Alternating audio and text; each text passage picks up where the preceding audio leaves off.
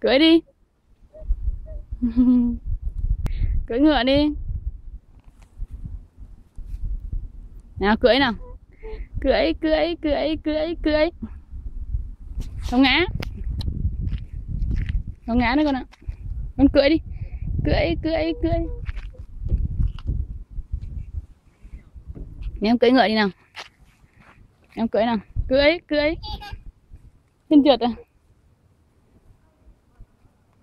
Em cưỡi ngựa nào. Cưỡi ngựa cưỡi ngựa cưỡi ngựa. Treo. Nào thế cu cưỡi đi. Cưỡi cưỡi cưỡi cưỡi cưỡi cưỡi. Nào cưỡi ngựa nào. Nào cưỡi đi.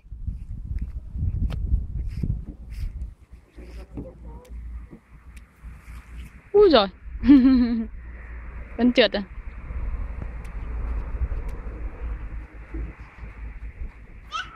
Treo.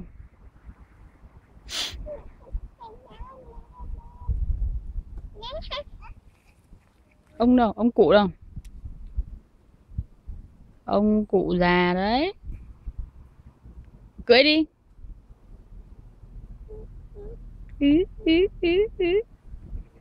Nào, bảo chân trượt nào.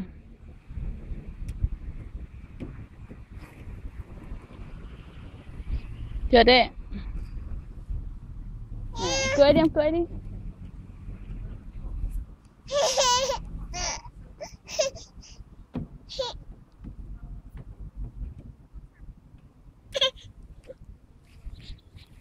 Nào, em cưỡi nào. Cưỡi cưỡi cưỡi cưỡi.